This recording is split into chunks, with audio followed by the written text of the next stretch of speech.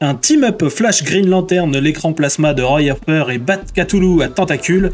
Bienvenue dans DC Vu d'ailleurs, épisode 6.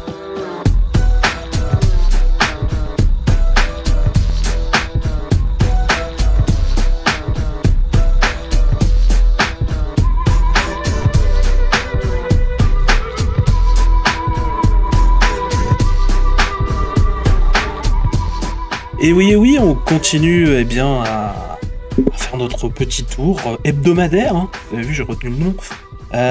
Donc de ce qui sort chez DC en VO, et on continue avec toujours la même équipe, hein. On a donc Midnighter, bonjour Midnighter. Bonjour. Nico, bonjour Nico. Salut. Et Sofiane, bonjour Sofiane. Bonjour tout le monde. Ça va bien? Mais bien et toi? Bon oui. Eh bien tant mieux. Voilà. On a pour le coup un peu moins de titres que d'habitude, donc on s'est permis de mettre un petit webtoon vers la fin. Voilà. Mais on va commencer directement un peu dans le dur avec le numéro 4 de Green Lantern, et c'est à toi Midnighter. Oui, donc Green Lantern 4, on reprend exactement à la fin du dernier numéro, c'est-à-dire que Hal Jordan et Sinestro se rencontrent dans un bar. Alors, c'est pas le début d'une blague, c'est les deux qui vont discuter un peu de tout et rien, et ça va se finir avec un duo entre Hal et Flash / Barry Allen cette fois. Et c'est très sympathique, ça reste vraiment très sympathique comme série, j'aime beaucoup. J'ai bien aimé l'échange Hal Sinestro, c'est toujours agréable de voir les deux être toujours en opposition directe en fait. Et surtout ce duo Barry Hal aussi, c'était vraiment très bien, même si l'histoire au final n'a pas tant avancé que ça. Et comme toujours, les dessins de Xermanico, c'est impeccable. C'est vrai que ça n'avance pas beaucoup. Là, je suis ok. Nico. Comme Midnighter, j'ai bien aimé le duo Barry-Hal. J'ai même trouvé marrant en fait qu'au final, ce soit Barry qui avance un peu dans ses relations affectives alors que Hal est toujours au point mort.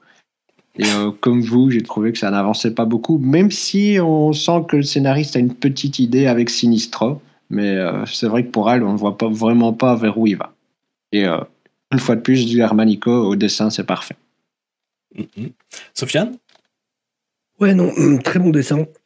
Effectivement, j'ai bien aimé le petit team-up avec Flash. Et voilà, c'est vraiment le truc c'est un univers partagé. Bah oui, s'il y a ce genre de soucis, évidemment qu'il peut appeler son pote. Et ça fait que c'est cool du coup surtout Flash, qui peut être là pour le coup, très vite. Donc, non, j'ai bien aimé. Et effectivement, c'est vrai que c'est assez drôle le côté Flash qui donne des conseils relationnels du coup à Hal Jordan. C'est effectivement plutôt cool. Mais non, il y a un ton. C'est Jeremy Adams, donc ouais, Xermanico qui a excellent dessin, Jeremy Adams, voilà, qui sait mettre un ton assez fun en même temps avec ce qui se passe. Non, j'ai vraiment bien aimé. C'est pas un numéro incroyable. Effectivement, il se passe pas non plus grand chose, même si on commence à voir des choses qui se posent là avec l'histoire de la guilde qui est présente, qui a l'air de fournir du matériel, tout ça. Mais donc voilà, non, un numéro qui était plutôt agréable à lire pour le coup. Oui, et on garde aussi toujours un peu le mystère sur l'anneau de Hal Jordan qui normalement ne devrait pas exister. Tout à fait. Ce qui est toujours comme beaucoup d'anneaux ces derniers temps d'ailleurs. Oui, enfin, vu que le secteur, vu que la planète Terre, enfin, et tout le secteur est globalement fermé au public. En quarantaine, hein. Voilà, faut pas oublier qu'il a trouvé son anneau un peu par hasard sur un Manhunter on sait pas trop encore le pourquoi du comment. Enfin, même pourquoi il y avait un Manhunter qui traînait à ce moment-là.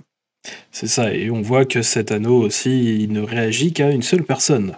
À savoir Tonton Hal. Bah oui, c'est normal. Non, franchement, j'aime bien le titre. Hein. Voilà, je préférais Flash, mais bon, c'est pas grave. Là, on a pu d'ailleurs voir Flash. Alors, c'était pas cool. le même. Hein. Pas le même. Ce qui fait que Jeremy Adams, en très peu de temps, aura écrit 3 Flash. Ah, bah, de toute façon, il avait déjà très bien écrit Barry. C'est à peu près l'un des seuls à avoir réussi à faire coexister Barry et Wally de façon convenable. Et j'aime bien aussi le Sinestro qui est quand même un peu méchant. Je veux dire, il est là, tac, si jamais tu me le files pas, je fais tout péter, j'ai la main sur le détonateur. Enfin, c'est plutôt pas mal, quoi. Et en plus, on n'en a pas parlé, mais il y a aussi la backstory dans le numéro. Tout à fait. Et je pense que la motivation justement de Sinestro, la grande motivation de pourquoi il fait ce qu'il fait, à mon avis, est liée à la backstory justement. Possiblement ce qu'il aurait laissé sur une certaine planète. Pour ne pas spoiler. Oui. D'ailleurs, la backstory... alors, j'étais un peu surpris au niveau du dessin de retrouver ça juste après Xermanico. C'est vrai que ça fait un grand décalage d'un coup, mais l'histoire a l'air sympathique quand même. Ouais, complètement. Non, franchement, bon numéro bien agréable à lire.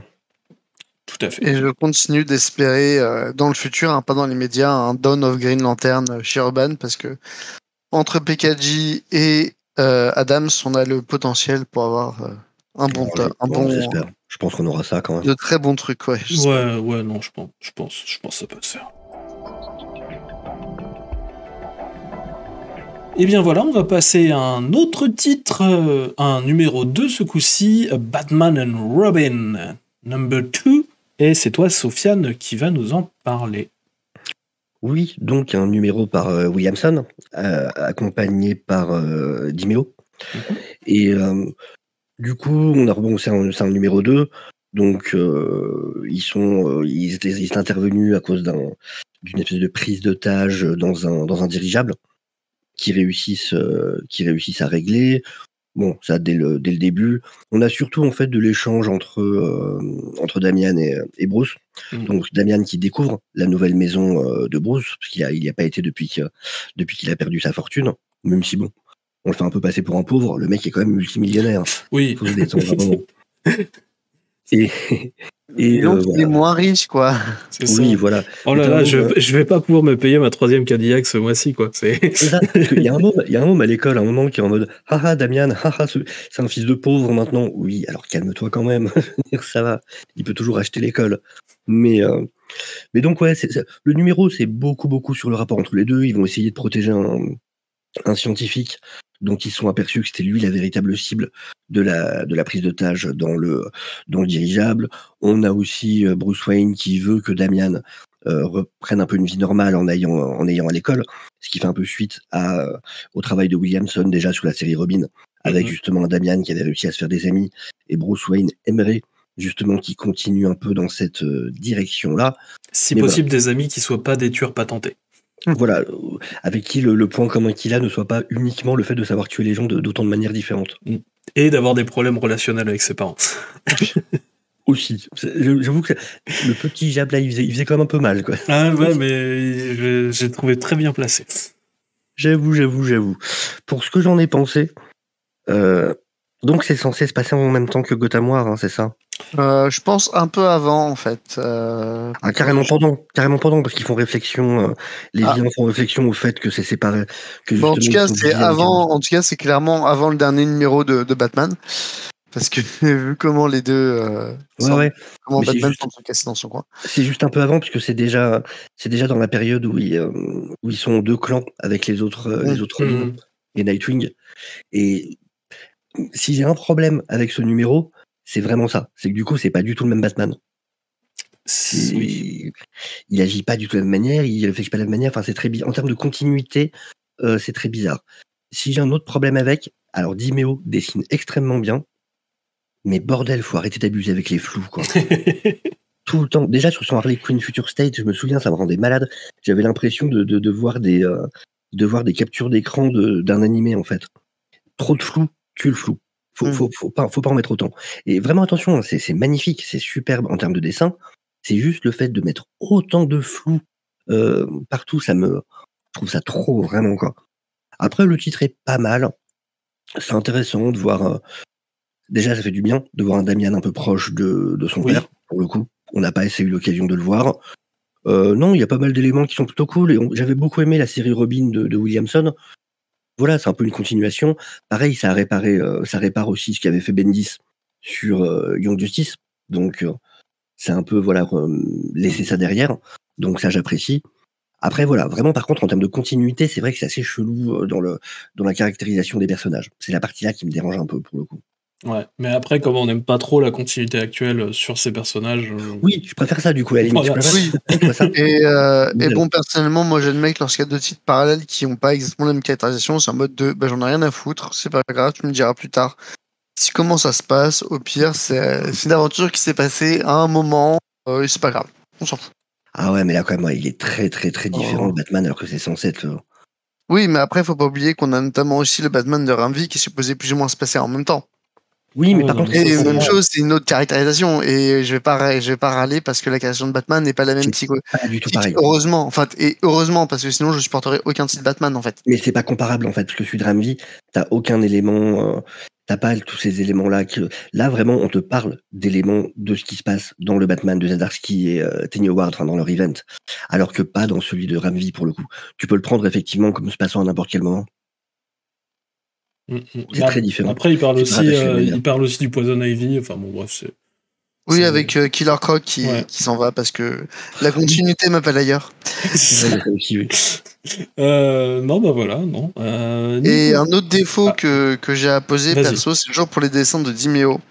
J'ai énormément de mal avec son style que je trouve beaucoup trop numérique. Hmm.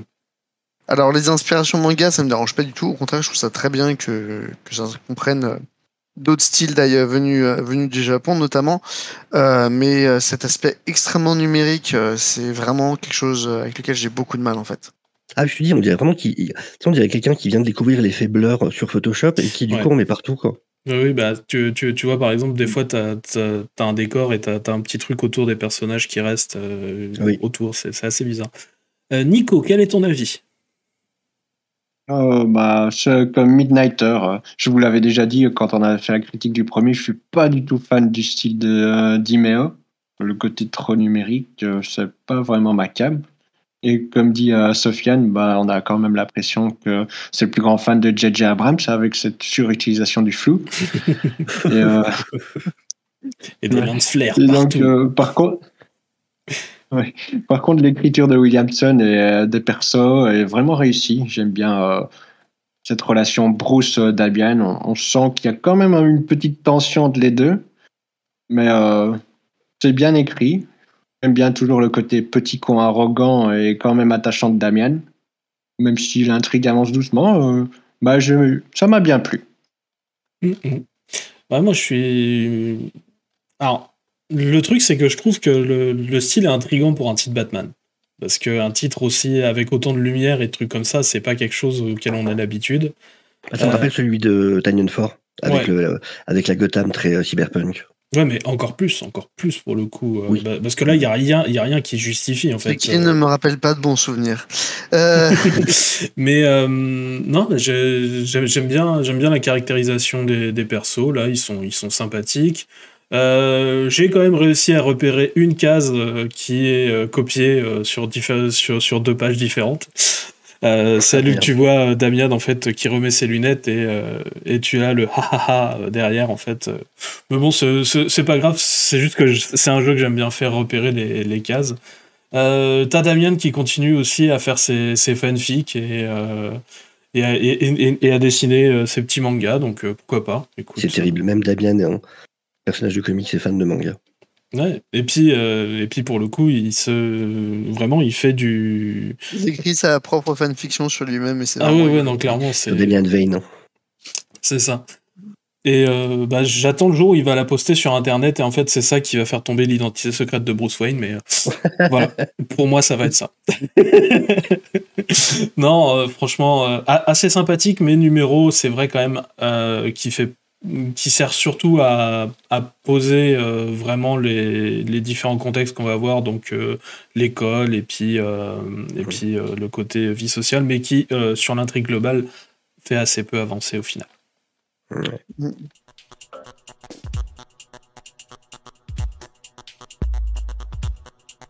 On va donc passer à un numéro 4. On va passer au numéro 4 de World's Finest Teen Titans.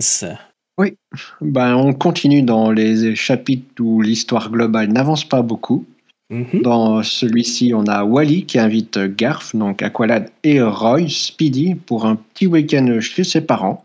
De son côté, on a Robin qui enquête un petit peu sur l'évasion de Toy Boy Et on a aussi Bumblebee qui revoit Malcolm.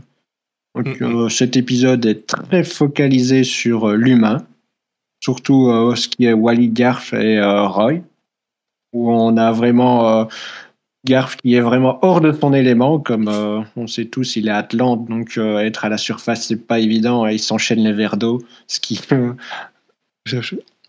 a conduit quelques réactions bizarres des parents de Wally. Et puis qui doit aller sur On a Roy qui... Oui, aussi, ils ont pas l'habitude de personnages un peu excentriques. On a Roy, en parlant d'excentrique, qui va lui jusqu'à acheter une télé écran plat géante pour la faire livrer chez Wally. Donc on a vraiment un gros travail de la part de Mark Waid sur la personnalité des personnages que j'ai beaucoup apprécié. En plus, on a quand même des superbes dessins de Emanuela Lupacchino. L'italien n'était pas très bon sur le coup. Donc voilà, c'était sympa, mais une fois de plus, ça avance vraiment très peu. Non, c'est sûr que là, ça avance pas beaucoup, quoi. Il y a juste Robin qui se souvient qu'il y a un plot, normalement, dans l'histoire. Mais voilà, non, je retiens surtout deux cœurs émotionnels, donc Bumblebee et donc Malcolm, donc qui devient un peu le gardien dans celui-ci. Et surtout, bah oui, Roy, Garth et... Gar, ah putain, pourquoi je veux toujours dire Garth, moi Roy, Gar et donc Wally, qui était très bien écrit, et surtout Gar, en fait, ça c'est celui qui est vraiment laissé de côté depuis longtemps, quoi. Aqualad, ça fait longtemps qu'il est... Ouais. Et donc, du coup, là... Le défaut d'Aqualad, c'est qu'il y a une meilleure version d'Aqualad qui est arrivée, qui s'appelle Calduran, en fait, donc c'est un peu ça le problème. Ouais, mais bon, enfin voilà, c'est bien quand même de voir un peu d'attention qui lui est portée dans l'écriture et de lui donner en fait des choses qui lui sont uniques. Oui, d'ailleurs, son opposition entre guillemets par rapport à Donna est très intéressante. J'aime beaucoup cette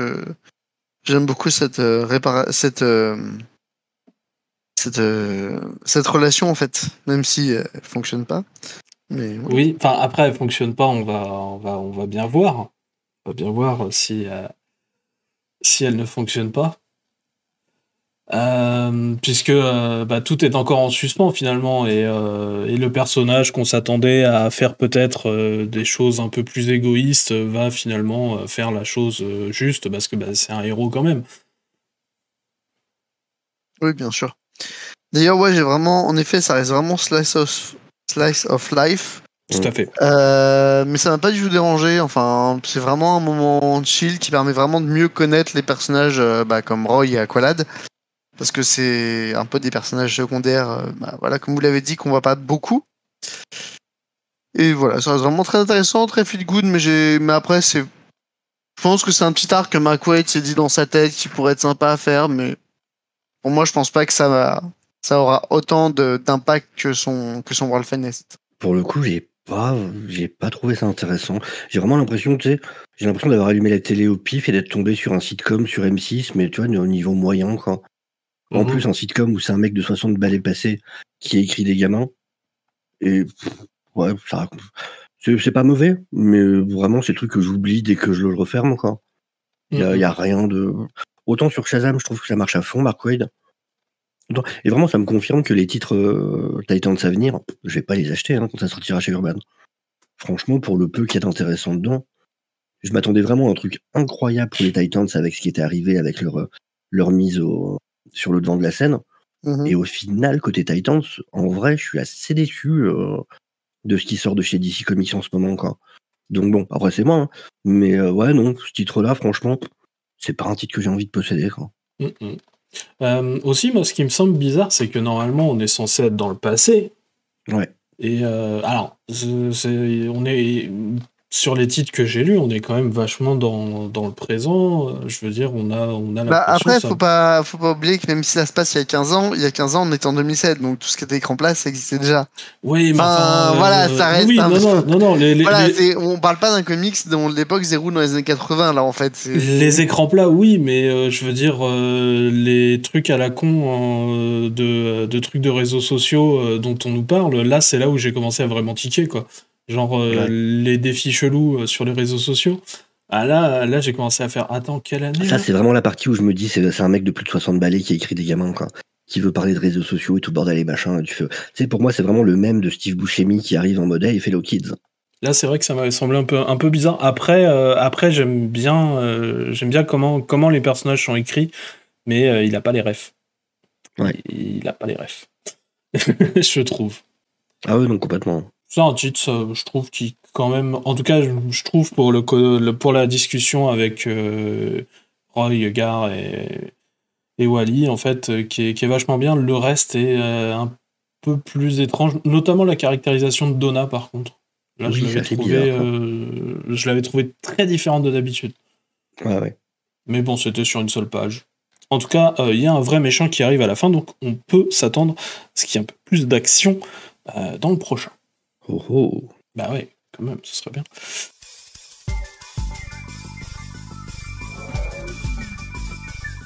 Et donc voilà, donc on va passer à un autre titre. On va passer à Superman Lost, le numéro 7.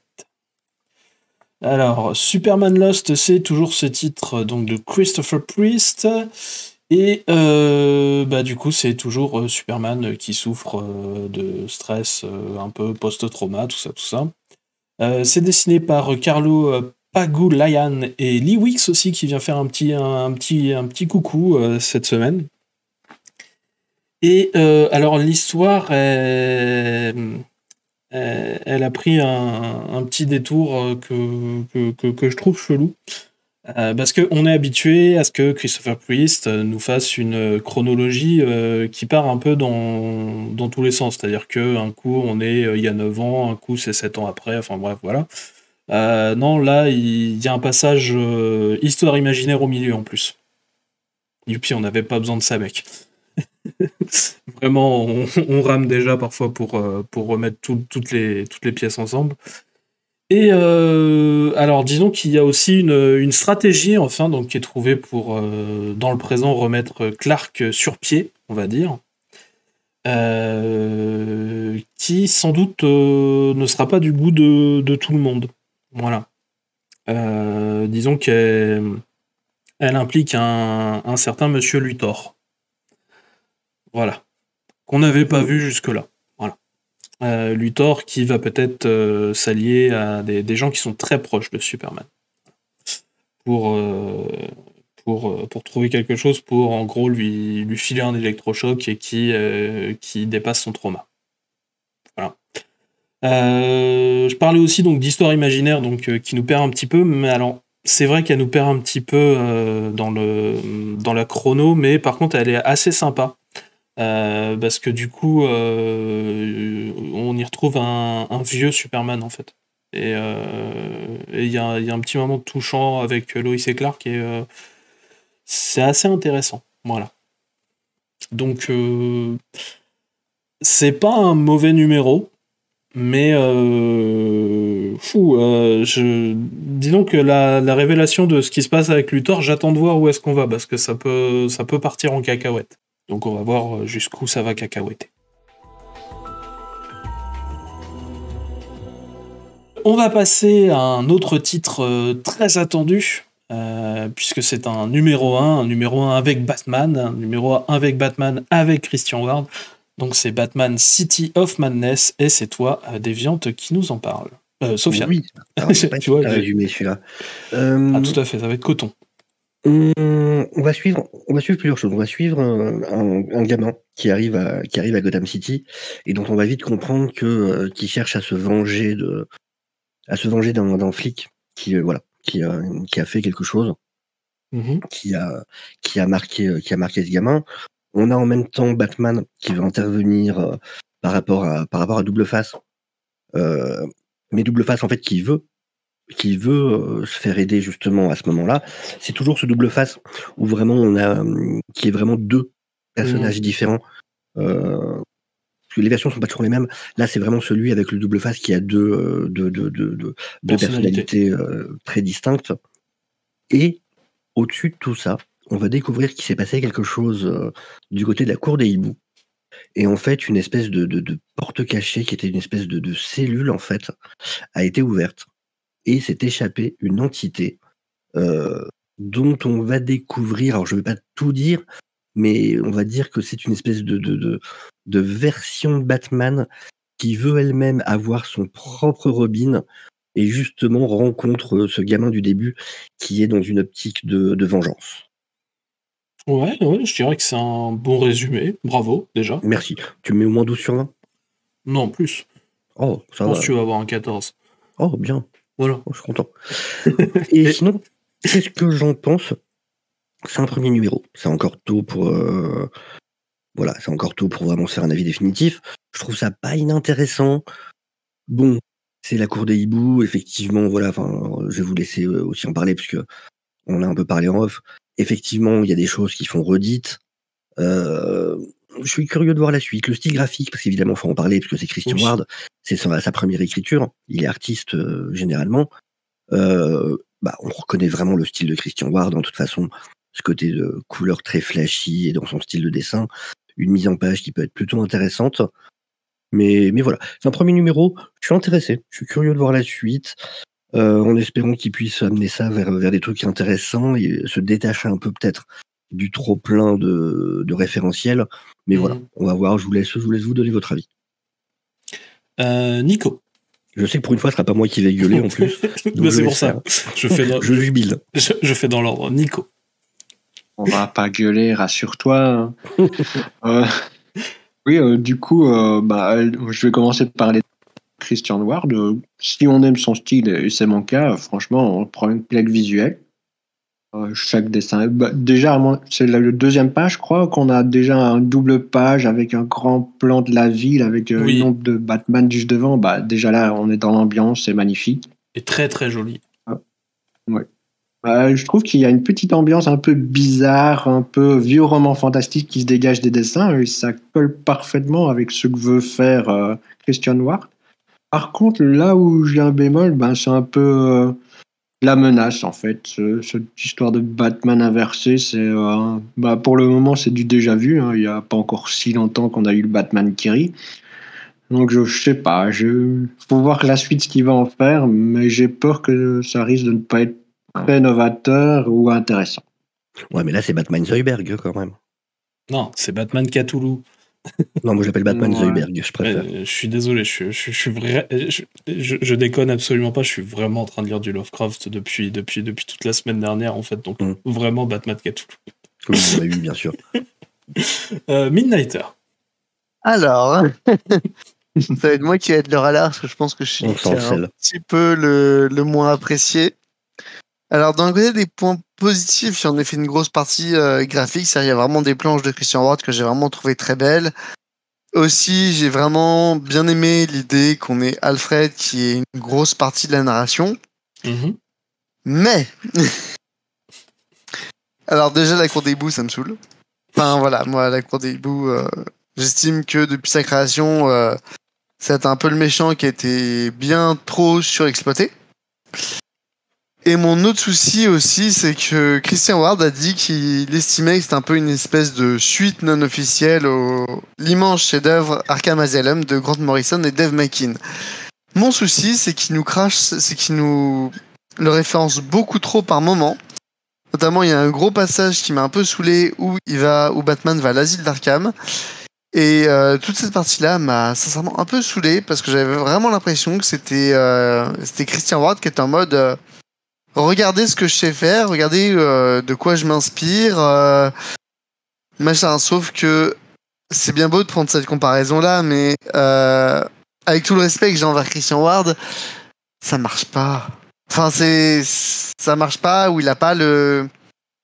Pour moi, il peut pas prétendre avoir ce niveau, en fait. Il peut pas se prétendre arriver à... Avec City of Madness, bien sûr, j'attendrai de voir la suite. Sur ce qui pourrait être une suite spirituelle d'Arkham Asylum, en fait. Ouais, je dirais surtout que c'est trop sage au niveau de la mise en page pour pouvoir vraiment partir là-dedans. C'est trop sage, c'est pas assez fou tout en étant contrôlé. C'est pas assez expérimental parce que Dave McKean, sa patte artistique sur Arkham Asylum, c'était vraiment de l'expérimentation pure. Sur plein de choses. Là, non. Enfin, là, non. Donc beaucoup moins convaincu, même si, une fois de plus, je resterai curieux du second numéro. Moi, je trouve il y a pas mal de très très jolies cases et de très belles pages. Et il y a des moments où c'est plus classique et vraiment, ouais, je trouve ça mériterait d'avoir plus de moments forts en fait. C'est des fois, je me dis, cette page-là, elle est trop classique par rapport à ce que j'ai lu juste avant, tu vois. Et c'est un peu dommage, quoi. J'aurais à la limite qu'ils prennent plus de temps et qu'il ait le temps de faire du dingue un peu partout, mais bon, est-ce qu'il a le temps, est-ce qu'il en a les moyens, ça je sais pas. J'aime bien l'histoire. Vu que c'est un titre Black Label, j'estime qu'il a eu le temps. Parce Ouais, que mais après, ils préfèrent prendre leur temps avec les séries Black Label pour être sûr que lorsqu'elles sortent bien à l'heure, normalement. c'est ça, mais est-ce que DC du coup lui laisse vraiment, enfin ça je peux pas le savoir avec certitude, donc tu vois. Je laisse toujours le bénéfice du doute. Et par Je sais pas, contre, parce qu'après, c'était vraiment un projet qu'il avait dans le tiroir depuis longtemps. ouais, c'est vrai. Qui voulait vraiment, enfin, il en a parlé depuis très longtemps. C'est pas un truc qui est sorti de nulle part, c'est pas une demande éditoriale, il est vraiment arrivé avec son truc qu'il voulait faire. Ouais. Oui, je pense vraiment que pour le Black Label, pour le coup, DC laisse vraiment les auteurs écrire un peu comme ils veulent, enfin. Sauf s'ils veulent montrer des Easy. Voilà. toujours le problème du bad Easy. Oui, tout à fait. Non, mais en tout cas, ouais, non, c'est très sympathique, sauf ouais, vraiment la cour des hiboux. Ouais, je trouve qui est un peu sorti de nulle part. Je suis beaucoup plus intéressé par ce qui se passe sur Harvey. Parce que Harvey, c'est un personnage que mine de rien, on retrouve. Enfin, je trouve beaucoup moins utilisé ces derniers temps. Et il est quand même dans le run de Ramvé, hein. Enfin, oui, mais je veux dire. Il est utilisé, enfin. Non, mais voilà, là, à l'heure actuelle, il est utilisé. Je veux dire, par rapport à des personnages comme le Joker ou la Cour des Hiboux, très franchement, il y a eu beaucoup moins d'histoires, rien que ces 10 dernières années, tu vois. C'est un. Voilà. Donc après, c'est toujours le défaut, c'est que je pense que Double Face, c'est un personnage qu'il faut quand même savoir un minimum écrire, en fait. Tout à fait. Et là, je trouve que ça marche. Voilà, ça marche. Et justement, certaines de ces tentatives plus graphiques sont sur le personnage de Double Face, et j'ai l'impression qu'avec Double Face, il a quelque chose et quelque chose à faire quelque chose à faire et quelque chose à dire, et donc du coup c'est plus ça qui m'intéresse pour l'instant que la Cour des Hiboux et que ce Batman maléfique que finalement on a vu très très peu. Donc pour l'instant moi c'est plus Harvey Dent qui me donne envie. Après on va voir, c'est un numéro 1 comme tu avais dit Sofiane, donc on va voir où ça va aller. En tout cas, pour l'instant, c'est prometteur. C'est pas mirifique, mais c'est très prometteur. C'est ça.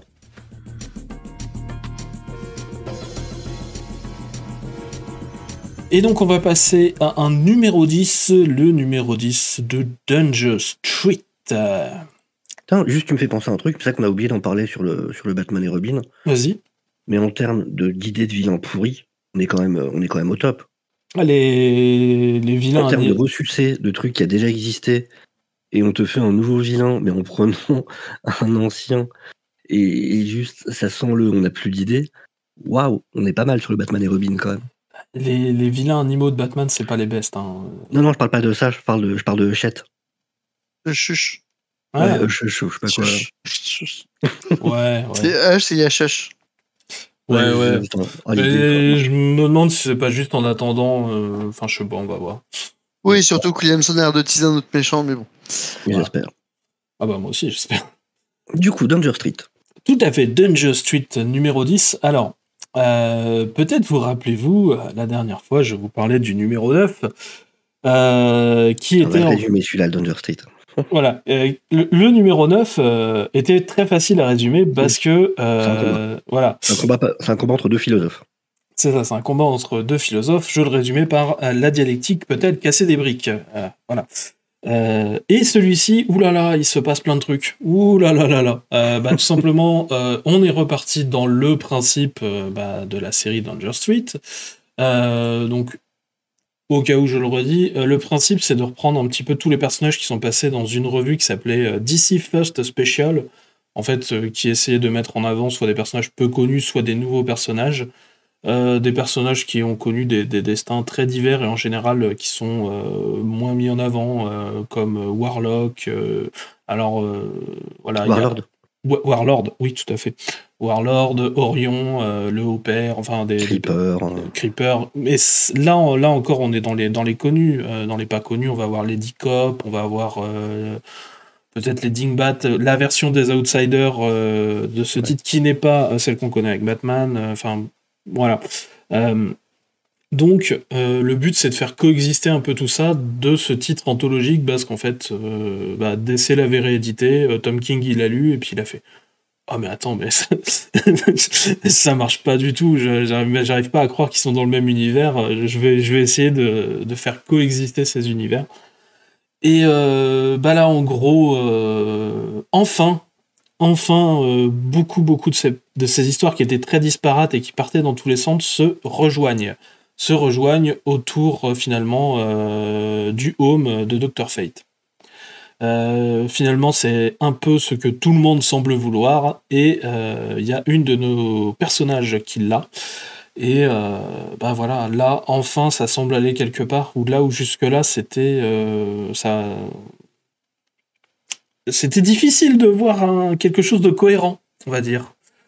Parce que c'est très riche et c'est très touffu, même au niveau des influences, parfois. C'est du Tom King qui se lâche en mode... Oui, c'est... Quand il aime bien être sûr qu'on va avoir du mal à le comprendre. C'est ça, c'est-à-dire que par exemple... toute la narration se fait sur le thème du conte, en fait. Par exemple, Lady Cop, c'est un peu la princesse. C'est très verbeux. Tu as la Green Team, donc c'est les monstres. Tu as l'ogre, chacun a un petit surnom, qui lui vient d'un conte. Et puis les personnages sont extrêmement obscurs. Je veux dire, là on parle pas obscur Adam Strange, qui n'est pas si obscur que ça. Non, là je vous parle de la Green Team. C'est-à-dire c'est des adolescents et ils sont juste super riches. Voilà. c'est vraiment ce genre de truc. Mais ça y est, ça commence à prendre forme. Après, bon, on est au numéro 10 sur 12. Il était temps. Il était temps, petit navire. Vraiment, en tout cas, j'ai bien plus aimé ces numéros que peut-être les précédents, à part le 9, qui était une petite respiration qui n'avait un peu rien à voir. Et, je t'avoue, j'ai passé des bulles dans le 9. Ouais, normal. Normal. Hein. Mais voilà, franchement, très, très intéressant de voir ce qu'il a réussi à créer en toile, mais après, c'est pas une histoire qui sera incroyable. Ouais. Parce qu'en fait, le but est plus de faire des liens avec tous les personnages que de faire une vraie réflexion sur un thème donné, pour le coup. Contrairement à d'autres de ses travaux, comme Mr. Miracle ou Adam Strange, Strange Adventures, c'était ça ? Ouais. Je me souvenais plus du titre. Voilà. Je sais que tu l'as lu aussi, Sofiane. Ouais, alors déjà, je vais répéter ce que j'avais déjà dit, qui se confirme tellement dans ce titre-là. Tom King, arrête de te servir de mettre des symboles pour remplacer les fuck et ainsi de suite. C'est insupportable. Il y a des moments, il y en a 12 par bulle. Le pire, c'est quand c'est les gamins qui parlent, dont comment il s'appelle, Not Fat, je crois, un truc comme ça. C'est insupportable. Franchement, il croit que ça fait edgy. C'est juste relou à lire, en fait. C'est toutes les cases, quasiment. T'as de ça, quoi. Après, ouais, c'est pas mauvais, mais je trouve ça pas entraînant, quoi. C'est pas un truc où... Il y a des moments où je me force un peu à continuer. Et c'est pas mauvais, hein, vraiment. Mais... je sais pas, il n'y a pas le côté divertissant, en fait. Il n'y a pas le côté... Et ça peut être très verbeux, ça peut être hyper dans la réflexion et tout ça, et tout de même avoir un côté divertissant. Là, j'ai l'impression de faire des devoirs, quoi. Oui, et puis même, je te dis, je vois pas vraiment de thème. Parfois, j'ai l'impression que c'est verbeux pour être verbeux. Que le but, c'était juste de faire des liens entre les personnages qui n'étaient pas connus, c'est tout. Ah, on est toujours dans du Tom King, on est dans mode la vie, c'est de la merde, quoi. Mais genre, ça me fait un peu rire, Orion, qui porte un t-shirt Darkseid Is. Oui, ça m'a fait... Je suis pas sûr, déjà, que ça passe bien sur Terre, qu'Orion le ferait. C'est un peu... Après, il est bourré. Oui, mais ça veut dire qu'il avait ce t-shirt avec lui, quand même. Ouais. C'est un peu bizarre. Donc, Par ouais, contre, les par easter eggs, contre, c'est sympa, mais ouais. faut que ça colle, quoi, à un moment. Très belle page avec Darkseid, par contre. Oui. Là, Oui. elle m'a... voilà. Le ciel tombe, bien sûr. Ah ouais, avec son œil comme ça, très avec le bien. rouge. On sent Mais, que Darkseid a un plan, bien évidemment. Voilà. Mais bon, franchement, c'est... Bah, j'avais bien aimé le début et je trouve que ça s'enlise, quoi.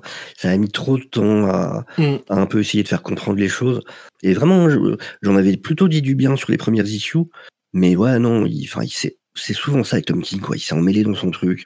Je sais pas, je trouve que ça s'embourbe un peu, quoi. Et encore, enfin, c'est un titre où il y a pas mal de persos que j'aime bien. Bon, de toute façon, c'est très rare des persos que j'aime pas, en fait, chez DC. Voilà. Mais ouais, non, c'est un peu bof, quoi. Voilà, quoi. Ici, il y a le Creeper qui a quand même pas mal dans ce numéro, qui a un bon rôle, mais... Ouais, il y a plus à faire, là, effectivement. Mais là, voilà, quoi. Le haut père, il a le droit à une moitié de page. Enfin, bref. Là, moi, c'était marrant. J'étais content de retrouver l'assassin en plus. Oui. Parce que du coup, j'avais lu justement il y a pas longtemps New World of Krypton. Ah. Donc il a une part, pour le coup, quand même assez importante. Donc non, c'était cool de le retrouver, quoi. Mais, ouais, c'est ça. Mais c'est cool de revoir ces personnages, mais à part le fait de les revoir, pour le coup, voilà. ça n'apporte rien, contrairement aux autres travaux de Tom King qui, qu'on aime ou qu'on n'aime pas, ont quand même un propos. Là, à part revoir des personnages et faire des liens entre eux, il n'y a pas tant de propos que ça. Ouais, c'est ça. Et c'est dommage. Si, c'est du Tom King, c'est rendre tout le monde malheureux, quoi. Ouais, mais enfin, il y a plus Vous que ça. Comme ils sont malheureux, c'est cool. Hein. Il y a plus que ça, normalement, d'habitude, dans un Tom oui, King. Il rajoute des trucs en plus, mais là, non, ça s'arrête à ça. Donc voilà, à voir si ça peut vous intéresser. Il y a des personnages sympathiques à découvrir. Voilà, c'est tout ce qu'on peut vous dire. C'est un peu c'est dommage. mieux qu'on puisse faire.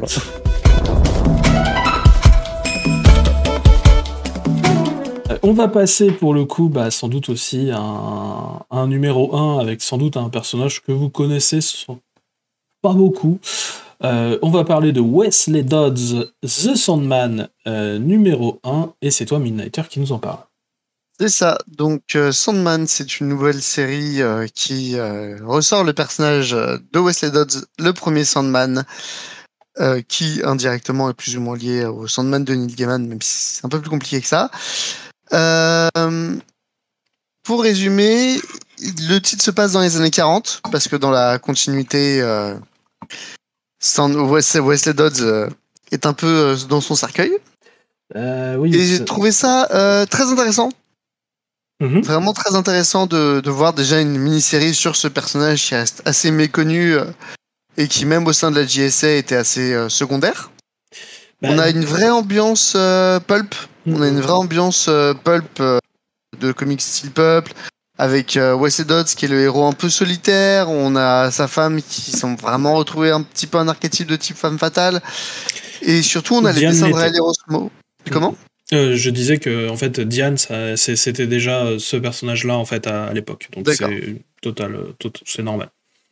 D'accord. Et au dessin, on retrouve Riley Rossmo. Alors Riley Rossmo, je sais qu'il a un style qui peut diviser les gens. Moi, j'aime beaucoup son style, et là, je trouve que ça marche vraiment très bien. Après, au niveau de l'intrigue, on part sur quelque chose d'assez classique pour le moment, mais je reste assez emballé parce que le titre peut nous proposer durant ces 6 numéros. Ouais, un peu pareil. Moi, je suis très emballé. Sandman, c'est un personnage qu'on connaît assez peu parce qu'en plus, du coup, ce qu'on connaît le plus actuellement de la JSA, forcément, c'est ce qu'on a fait Geoff Jones, et c'est le personnage qui meurt au tout début. Donc voilà, forcément, on le connaît assez peu. Et là, le retrouver dans les années 40, le dessin de Riley Rossmo que moi j'adore et qui là, je trouve, arrive à faire des très bonnes cases en fait. Cette figure où tu as toutes les autres cases en fait qui se mettent dans sa figure. Enfin, il y a énormément de... Sur sa silhouette, ouais. Ouais, sur sa silhouette. Enfin, il y a énormément de bonnes idées, je trouve. Le scénario n'avance pas beaucoup puisque pour moi en fait c'est un numéro de mise en place. Donc pour moi, c'est normal que là, ça n'avance pas. C'est justement, vous ne connaissez pas ce personnage, regardez, il sait faire ci, il sait faire ça, voilà. Son ambition, c'est ça. Très bien. Eh ben, tout est acté. Maintenant, il faut voir si on arrive à faire une histoire qui va un peu plus loin derrière. Mais sur ce premier numéro, moi, je suis très content parce que ça m'offre ce que je veux, c'est-à-dire du Riley Rossmo que moi j'adore, d'avoir Sandman dans son jus. Et surtout, une vraie mise en place qui, du coup, même quelqu'un qui n'a jamais lu le personnage peut tout à fait voir avec ce numéro, je trouve, tout ce qu'il y a à connaître du personnage. Et pour moi, c'est ce qu'il faut pour un numéro 1. Donc moi, je suis pas déçu. Voilà. Nico ? Je vais encore râler sur les dessins, mais juste un petit peu, parce que d'habitude, je suis pas très fan de Rossmo. Je trouve que ces persos ont souvent la même tête. Mais ici, ça passe bien. Je pense qu'il arrive à recréer le charme un petit peu des années 40.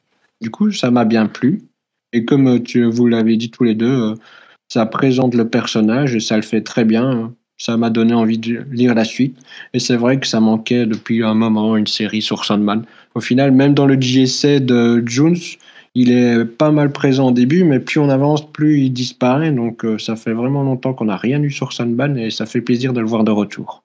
C'est ça, c'est pas le meilleur truc qu'il y aura sans doute sur le personnage, ça restera toujours Sandman Mystery Theater, mais je pense que ça peut être très sympa. Sofiane. Pareil, le truc, c'est que... je suis pas fan du style de Riley Rossmo, mais c'est hyper subjectif. Et en même temps, je trouve ça très compétent. Donc c'est vraiment pas... Enfin, je dirais pas que c'est pas du bon dessin, c'est juste que c'est du bon dessin, c'est du très bon dessin, qui est juste pas un style sur lequel j'accroche particulièrement. Ça se comprend. Ça marche, je trouve ça marche quand même. Et surtout, il y a des bonnes idées, effectivement, comme tu le rappelais, de mise en page. Il y a de très bonnes idées. Après, voilà, c'est un premier numéro. Je trouve que effectivement, ça présente bien le personnage, ça présente ses doutes, voilà un peu sa psychologie. T'as déjà le côté un peu de ce qu'il va devoir dépasser. Ça nous est déjà présenté. Je trouve ça intéressant pour un premier numéro. Oui. Et donc non, curieux de voir la suite, franchement, très curieux. Des choses qui se passent, voilà, où on commence à voir un peu ce qui se passe en face, très vite fait. Mais bon, ça nous tease des choses. Mais non, c'est un numéro plutôt sympa, j'ai trouvé vraiment, pas dans mes claques de la semaine ou quoi, mais ça donne. Et puis effectivement, ça fait super plaisir de voir ce genre de personnage remis en avant. C'est très très cool. Donc content. Et je trouve que c'est un numéro tout à fait compétent et curieux de voir la suite, vraiment. Ouais, c'est moi pour le coup, il y a Green Lantern qui est devant, mais sinon je crois que je l'aimerais beaucoup. Je le mettrais peut-être, mais Green Lantern, faut pas déconner. Donc voilà, Wesley Dodd The Sandman, bonne surprise pour ce premier numéro. On espère que ça va continuer.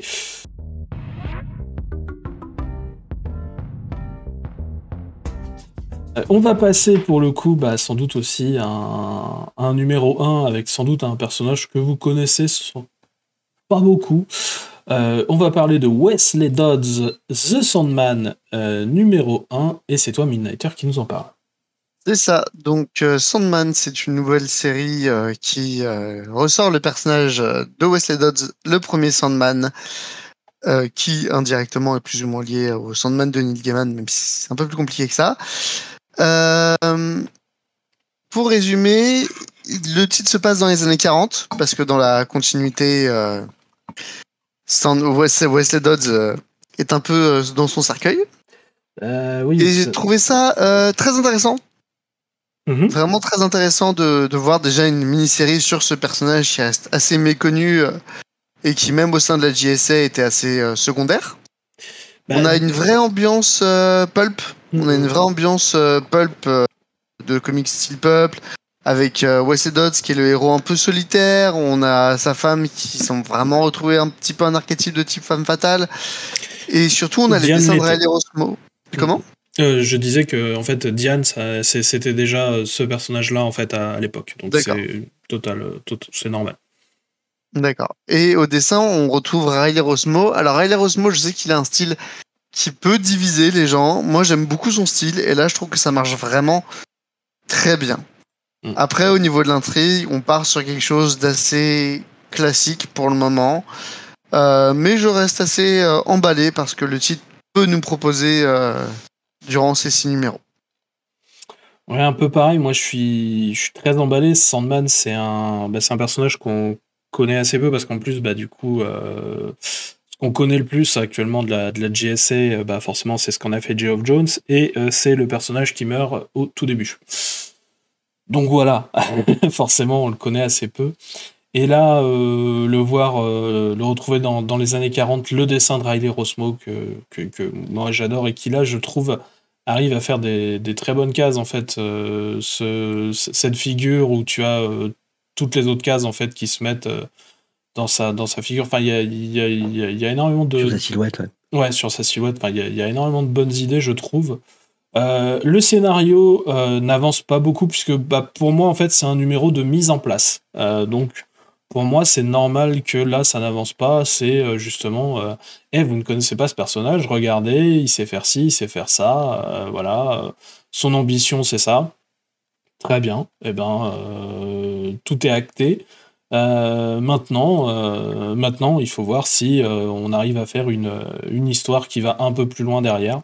Mais sur ce premier numéro, moi, je suis très content parce que ça m'offre ce que je veux, c'est-à-dire du Riley Rossmo que moi j'adore, d'avoir Sandman dans son jus et surtout une vraie mise en place qui du coup même quelqu'un qui n'a jamais lu le personnage peut tout à fait voir avec ce numéro, je trouve, tout ce qu'il y a à connaître du personnage. Et pour moi, c'est ce qu'il faut pour un numéro 1. Donc moi, je suis pas déçu. Voilà. Nico ? Je vais encore râler sur les dessins, mais juste un petit peu, parce que d'habitude, je suis pas très fan de Rossmo. Je trouve que ces persos ont souvent la même tête. Mais ici, ça passe bien. Je pense qu'il arrive à recréer le charme un petit peu des années 40. Du coup, ça m'a bien plu. Et comme vous l'avez dit tous les deux, ça présente le personnage et ça le fait très bien. Ça m'a donné envie de lire la suite. Et c'est vrai que ça manquait depuis un moment une série sur Sandman. Au final, même dans le JSA de Jones, il est pas mal présent au début, mais plus on avance, plus il disparaît. Donc ça fait vraiment longtemps qu'on n'a rien eu sur Sandman et ça fait plaisir de le voir de retour. C'est ça, c'est pas le meilleur truc qu'il y aura sans doute sur le personnage, ça restera toujours Sandman Mystery Theater, mais je pense que ça peut être très sympa. Sofiane. Pareil, le truc, c'est que... Je suis pas fan du style de Riley Rossmo, mais c'est hyper subjectif. Et en même temps, je trouve ça très compétent. Donc c'est vraiment pas... Enfin, je dirais pas que c'est pas du bon dessin, c'est juste que c'est du bon dessin, c'est du très bon dessin, qui est juste pas un style sur lequel j'accroche particulièrement. Ça se comprend.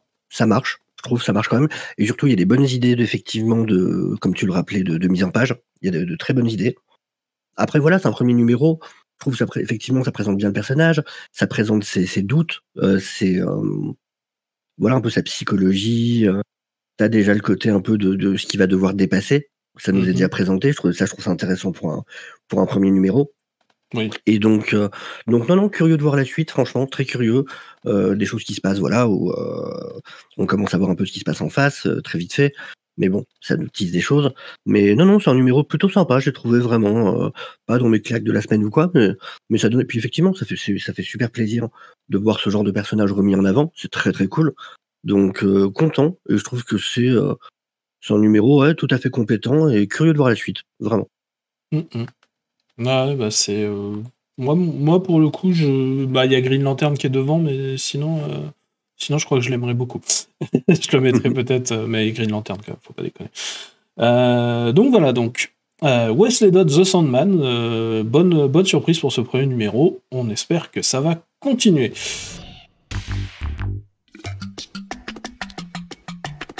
Hop. Et donc du coup, on va quand même pas se quitter sans notre petit manga traditionnel. Hein. Maintenant, voilà, c'est un peu. On a fait 6 épisodes. À chaque fin de ces épisodes, on revient sur un chapitre de manga. Je sais pas jusqu'à combien de temps on va être gâté comme ça. Mais voilà. L'intrigue la plus incroyable quand même de toutes ces histoires. Tout à fait. Je croyais que c'était Superman versus Meshi le plus incroyable. Ouais, les deux se Ah, moi, non, moi, Meshi reste devant, personnellement. Non, vraiment. c'est Meshi le Non. meilleur. Voilà. J'avoue, Meshi reste devant, mais Joker, One Operation Joker, c'est quand même bien loin dans le What the fuck aussi, quoi. Tout à fait, et on Déjà va le parler titre. du numéro 8, et c'est toi, Sofiane, qui nous en parle.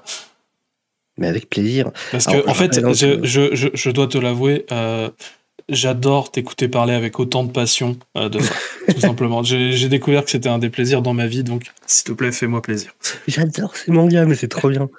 Je rappelle qu'en gros, l'intrigue déjà de base de Joker, Opération Joker, c'est que Bruce Wayne est redevenu un bébé suite à une confrontation avec le Joker, et que le Joker a décidé de s'occuper de lui jusqu'à ce qu'il puisse redevenir Batman.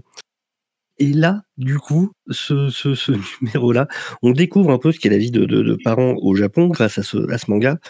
Et là, il va tomber à la base sur un message sur les réseaux sociaux d'une femme qui se fait engueuler parce qu'elle était à l'heure de pointe avec sa poussette dans un train. Ce qui passe assez mal d'un point de vue culturel.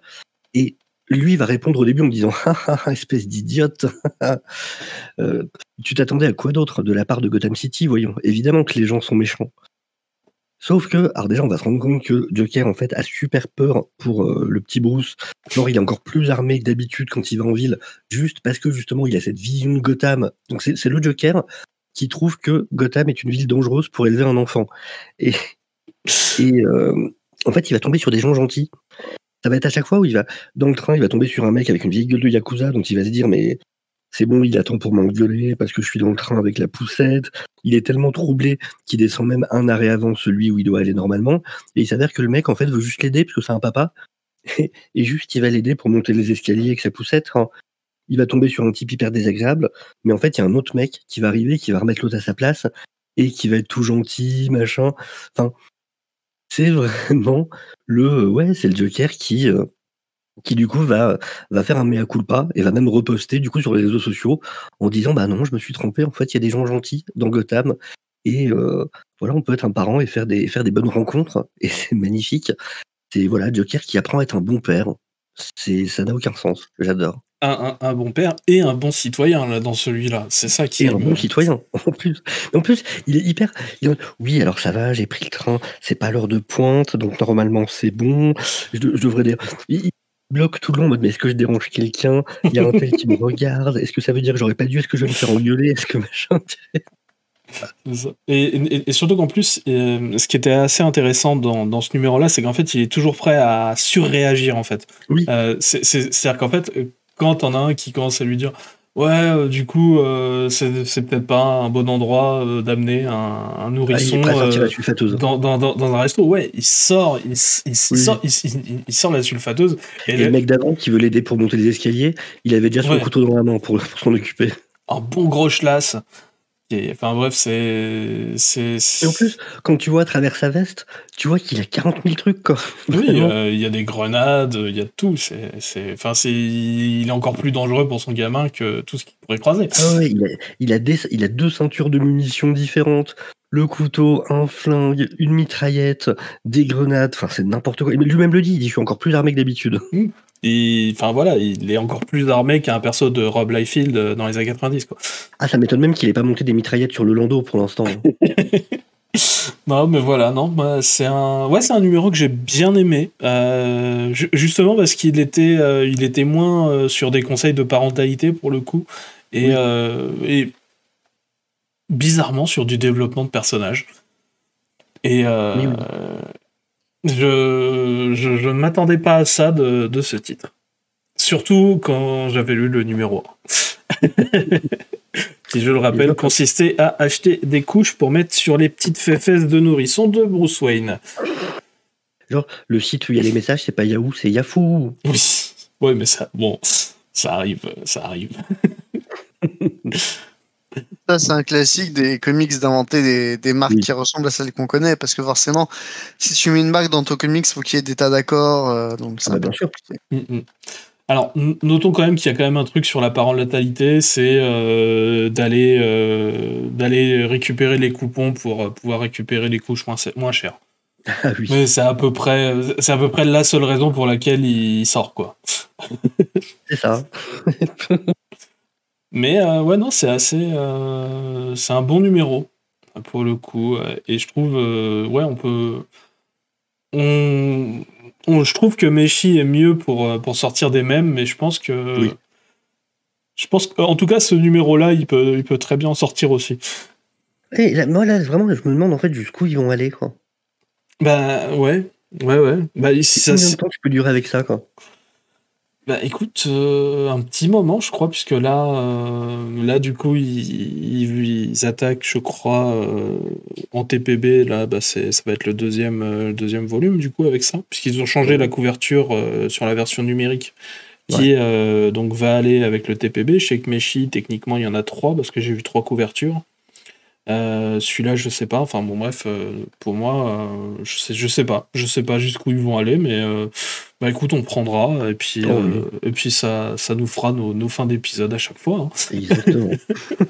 Ah si, une dernière chose, ça m'a fait beaucoup marrer que justement le gars qui hurle dans le resto, il boit une boisson et la boisson elle s'appelle Bat Light. Voilà. Je l'avais pas vu. C'était tout pour moi. Ah, ils sont bons dans les petits détails. C'est ça. Donc voilà, bah, c'était tout pour cet épisode qui est plus court que d'habitude. Youpi. Mais oui, mais pour le coup, on avait moins de choses. Normalement, le prochain risque d'être assez chargé.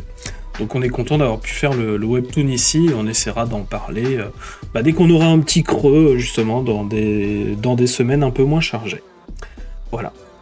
Nous, sur ce, on espère que vous avez apprécié, écouter avec nous ce qui sort cette semaine chez DC. Et puis on vous dit à plus.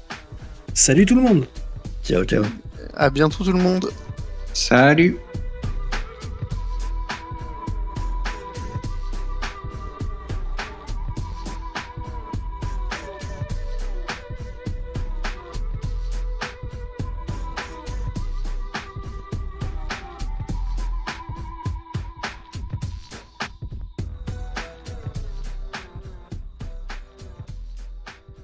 Un tin-up.